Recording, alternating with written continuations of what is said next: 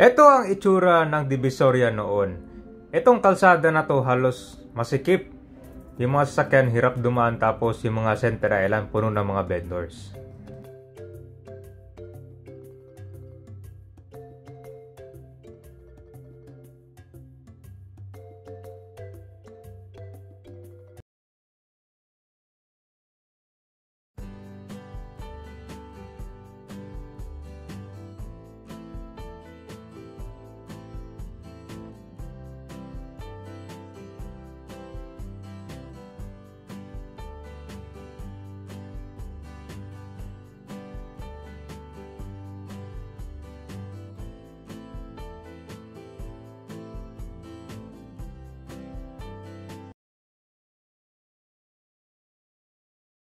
Nandito tayo ngayon sa Recto Avenue, corner Abad Santos.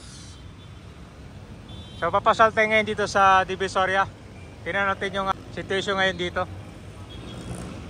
So nandito tayo ngayon sa footbridge. Kung mapapansin nyo, wala na yung mga vendors dito sa itaas dahil ito na-clear na siya. Kumbaga zero vendors na dito. Pasok na tayo sa Divisoria.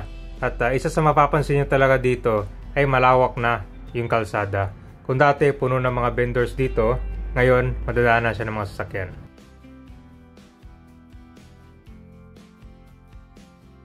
Nandito na tayo sa loob ng Divisoria.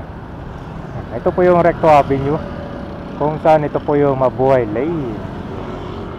Kita mo talaga yung pagbabago ng Divisoria dito dahil dati itong kalsada na to halos hindi makadaan yung mga sasakyan. Kahit nga mga tao hirap sila dumaan dito dahil puno ng mga vendors. Pero ito na siya ngayon, no? Malawak na ito siya. Bawal na talaga yung mga dito, mga magtinda. Ito naman yung Tutuban Center. Tapos yung mga nagtatanong, yung ibang vendors, nandito na yun sila, oh. Kasi meron ng dito, Tiangge. Marami yan dyan pipilian. Pero maganda na yung loob dyan kasi sa loob ng Tutuban Center. Tapos ito po yung 168 Shopping Mall. Ito palang bakanting lote dito na merong bakod. Yan pala yung parkingan ng mga sasakyan. Ang ganda na pag ganito, nakahinga na, di ba? So nagkaroon ng clearing dito nung panahon ni dating Mayor Isko Moreno. Grabe.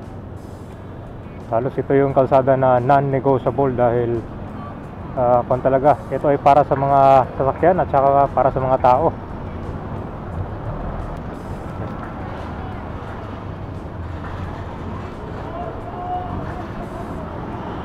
Pero pagdating ng hapon, meron ditong night market mga alas 5. Kaya pagdadaan kayo dito ng alas 5, traffic.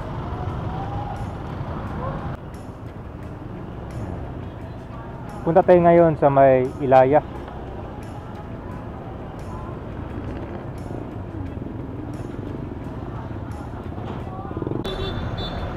Nandito na tayo sa kabilang side.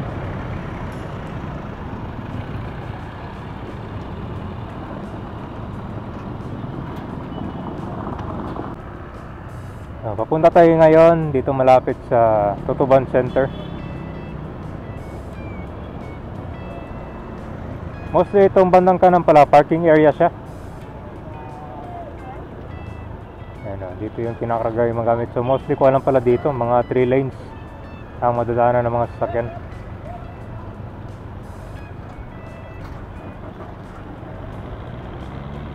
Dito yung Tabora Street. Yan yung bilihan ng mga souvenir.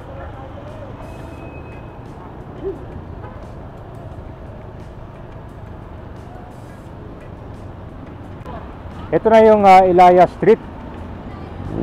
Ito yung nagkaroon ng vending stall dito nung panahon ni dati Mayor Isko Moreno. Diba? Usually mabibilan nyo dyan mga damit. Puno ng mga tao talaga dyan. Tapos dito merong police. May police outpost dito dati malapit.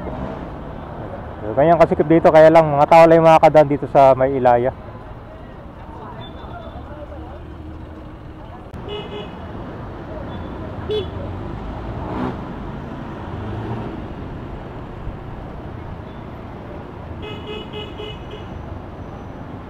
Dito pala mayroong police station, no?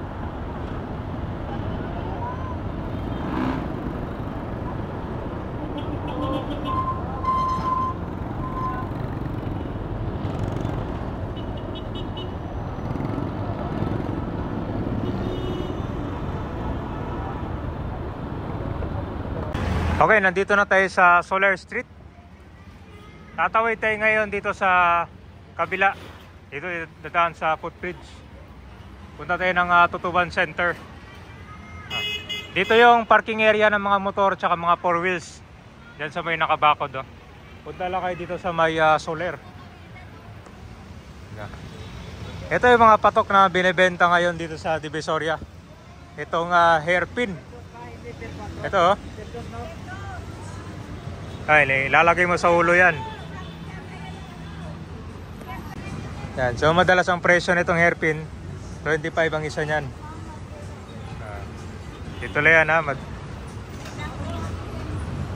ha. Nandito na tayo sa footbridge. Ito yung daanan ng mga tao.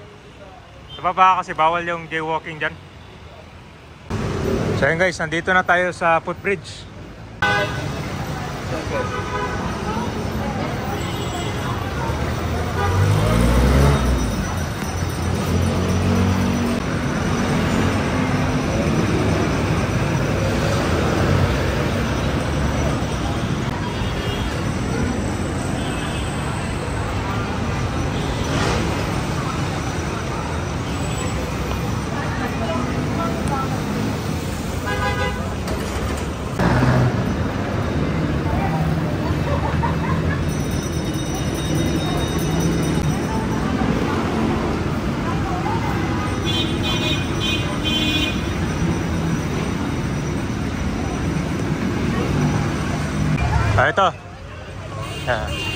Ito na yung Tutuban Center. So pagpasok nyo dito guys, merong mga food court agad dito na pwede nyo pagpilian. Tapos dito, usually mga cellphone accessories. Yung Changi dito. Yan, kung gusto nyo magpa-tempered na mga cellphone, dito madami. Puro bargain, no? Sapatos 200 lahat ng sir. Per case. Sapatos 200 lahat ng kay. Hi ate, kuya. So dito more mga food bazaar. Tapos meron ng mga tables and chairs. So abangan nyo pala dito sa may Tutuban din itong station ng NSCR at saka itong LRT2 extension. Hindi ko alam pero somewhere dito siguro yung station na gagawin, no? Malapit dito sa Tutuban Center. Yan, no? Dami yan pagsapit ng alas 5. Nako, marami kayong pagpilian ng mga pagkain dito.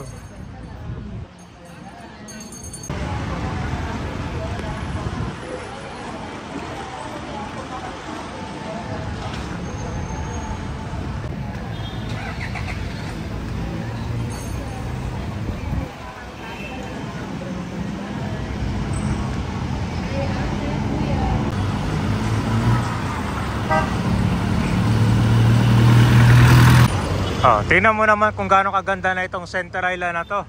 Kung dati, hindi ka makakadaan dito ng diretso dahil puno ng mga vendors. Pero ngayon, tingnan mo, napakalawak na ngayon.